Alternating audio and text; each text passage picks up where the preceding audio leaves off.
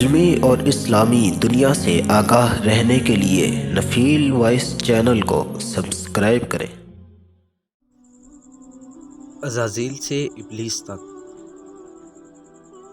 ابلیس، جس کو شیطان کہا جاتا ہے، یہ فرشتہ نہیں تھا بلکہ جن تھا جو آگ سے پیدا ہوا تھا، لیکن یہ فرشتوں کے ساتھ ملا جلا رہتا تھا اور دربار خداوندی میں بہت مقرب اور بڑے بڑے بلند درجات و مرتب سے سرفراز تھا۔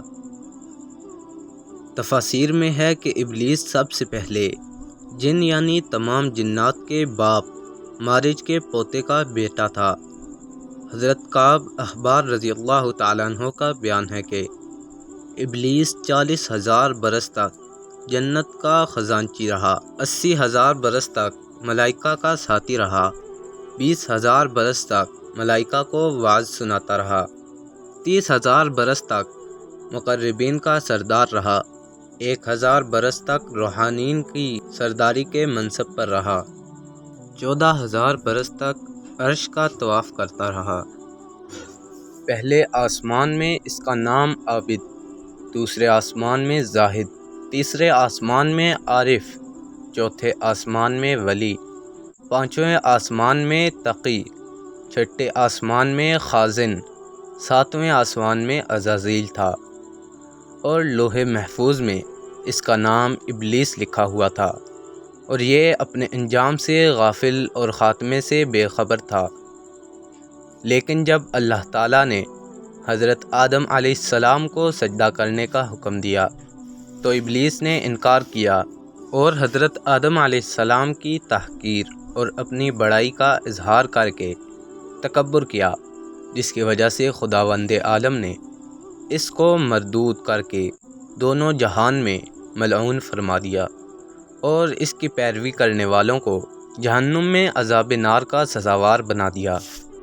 چنانچہ قرآن مجید میں ارشاد ہے، ترجمہ: فرمایا، کس چیز نے تجھے روکا کہ تو نے سجدہ نہ کیا جب میں نے تجھے حکم دیا تھا؟ بولا، میں اس سے بہتر ہوں، تو نے مجھے آگ سے بنایا اور اسے مٹی سے بنایا۔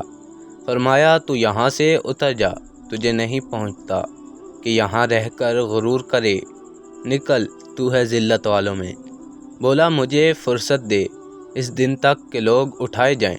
فرمایا، تجھے مہلت ہے۔ بولا، تو قسم اس کی کہ تو نے مجھے گمراہ کیا، میں ضرور تیرے سیدھے راستے پر ان کی طاق میں بیٹھوں گا، پھر ضرور میں ان کے پاس آؤں گا، ان کے آگے اور پیچھے، دائیں اور بائیں سے، اور تو ان میں اکثر کو شکر گزار نہ پائے گا۔ فرمایا، یہاں سے نکل جا۔ اس سے ایک درس ہدایت تو یہ ملتا ہے کہ کبھی اپنی عبادتوں اور نیکیوں پر گھمنڈ اور غرور نہیں کرنا چاہیے، اور کسی گناہ گار کو اپنی مغفرت سے کبھی مایوس بھی نہیں ہونا چاہیے، کیونکہ خاتمہ کیسا ہوگا عام بندوں کو اس کی کوئی خبر نہیں ہے، اور نجات و فلاح کا دار و مدار در حقیقت خاتمہ بالخیر پر ہی ہے۔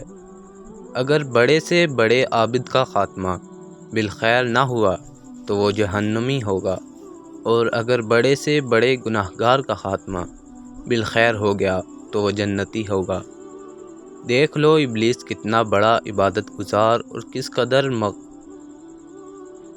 قدر مقرب بارگاہ تھا، مگر انجام کیا ہوا کہ اس کی ساری عبادتیں غارت و اکارت ہو گئیں، اور وہ دونوں جہانوں میں ملعون ہو کر عذاب جہنم کا حقدار بن گیا، مگر وہ اپنے انجام اور خاتمے سے بالکل بے خبر تھا۔